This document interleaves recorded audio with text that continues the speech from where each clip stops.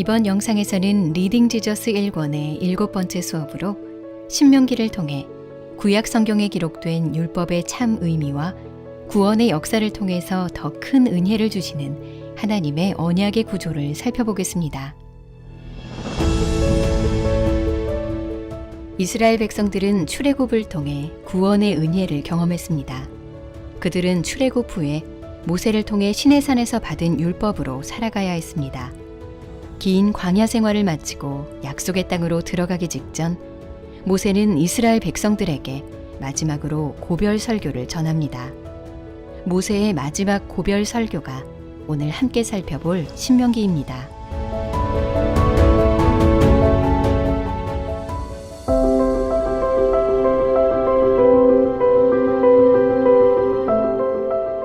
신명기는 구약 성경의 핵심이라고 불립니다. 그 이유는 모세오경의 정점을 이루고 구약 성경 전체, 특히 여호수아부터 열왕기하까지의 내용에 지대한 영향을 미치기 때문입니다. 신명기는 헬라어 제목 듀테로노모스에서도 보여주듯이 율법에 초점을 둔 책이라는 것을 알 수 있습니다.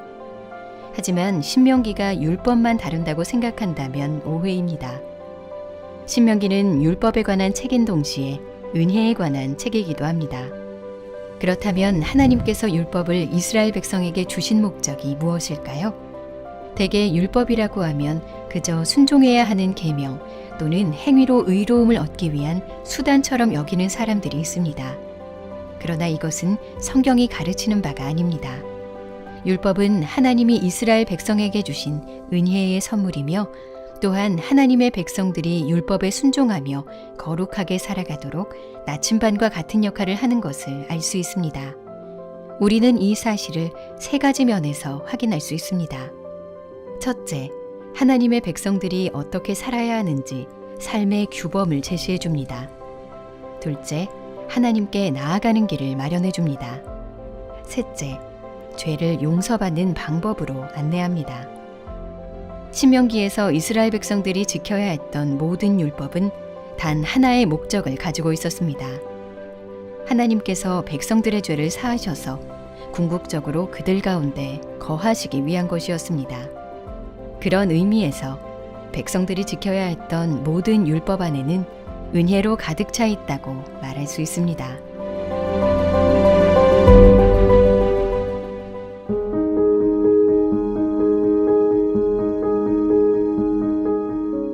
신명기에서 율법을 지킨다는 것은 하나님에 대한 사랑을 표현하는 것이었습니다. 하나님께서는 이스라엘에게 은혜를 먼저 주시고 그 다음에 율법에 순종하도록 부르셨습니다.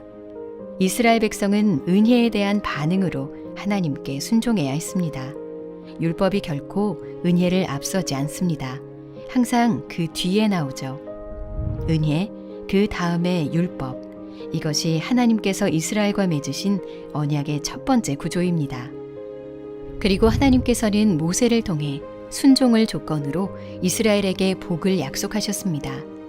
여기서 복이란 생명을 포함하고 아브라함에게 하신 약속과 연관됩니다. 아브라함의 자손인 이스라엘 민족이 복의 근원이 되고 그들을 대적하는 적들을 패하게 하신다는 내용을 담고 있죠. 그러나 동시에 불순종에 대해서는 저주를 경고하셨습니다. 여기서 저주란 죽음을 포함하고 이스라엘이 약속의 땅에서 쫓겨난 채 흩어지게 된다는 내용을 담고 있죠. 복 또는 저주, 이것이 이스라엘과 맺으신 율법 언약의 두 번째 구조입니다. 은혜, 율법, 복, 저주. 약속의 땅에서 하나님 나라가 실행되는 구조입니다. 조상들을 따라 불신앙과 불순종을 반복할 것인가? 아니면 조상들을 통해 교훈을 얻었으니 믿음과 순종의 삶을 살 것인가? 이것이 바로 언약의 구조 안에서 신명기가 던지는 가장 중요한 질문입니다. 신명기를 자세히 들여다보면 이스라엘의 미래가 그리 희망적이지 않습니다. 왜냐하면 모세는 신명기에서 이스라엘이 그들의 조상보다 더 나을 것이 없다고 거듭해서 말하고 있기 때문입니다. 하나님의 첫 아들인 아담은 실패했고 죄가 세상에 들어왔습니다. 이스라엘 백성들 또한 반복해서 실패하며 죄를 범합니다. 과연 이들에게 진정한 소망이 있을까요?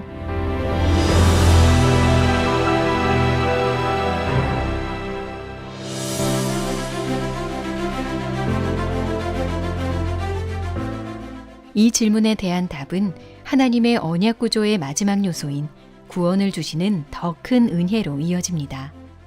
하나님은 이스라엘이 불순종으로 실패할 것을 알고 계셨습니다.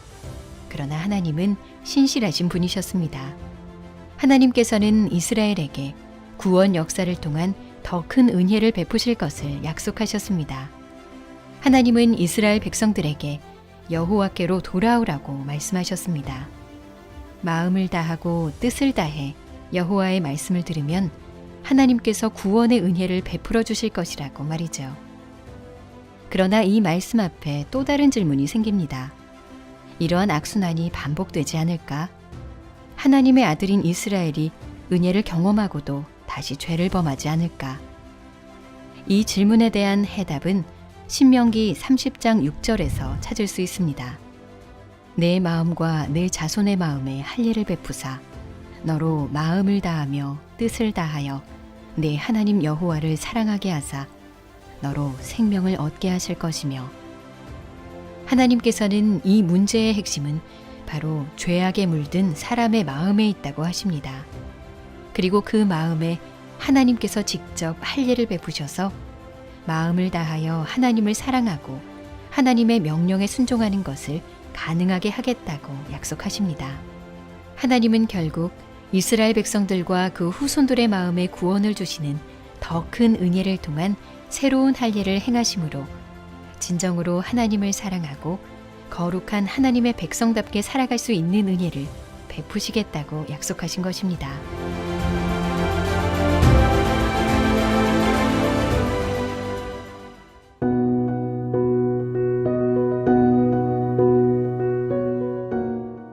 이제 이스라엘 백성들에게 약속의 땅이 눈앞에 다가왔습니다.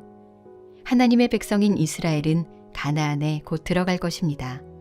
그리고 그들이 약속의 땅에 머물고 싶다면 모세를 통해 주어진 하나님의 계명에 순종해야 합니다. 실패했던 조상들과 달리 그들은 성공할 수 있을까요? 만약 성공한다면 하나님 나라가 그들을 통해서 실현될 것입니다. 하지만 실패한다면 우리는 또 다른 하나님의 아들을 기다려야 합니다. 우리는 구원의 역사를 통해 이스라엘 백성이 실패한 사실을 잘 알고 있습니다. 그래서 구약은 장차 오실 구원자를 기다리게 합니다. 하나님께서는 약속하신 대로 그의 아들을 보내주셨습니다. 그분은 하나님과 맺은 언약 관계 안에서 완전한 믿음과 순종의 삶을 사신 분이십니다. 하나님께서는 예수님을 통해 우리를 구원하시고 더 큰 은혜 가운데 성령으로 우리 마음을 새롭게 하셨습니다. 그 은혜는 우리에게 새 마음을 주어서 우리가 온 마음과 뜻과 힘을 다해 하나님을 사랑하게 합니다.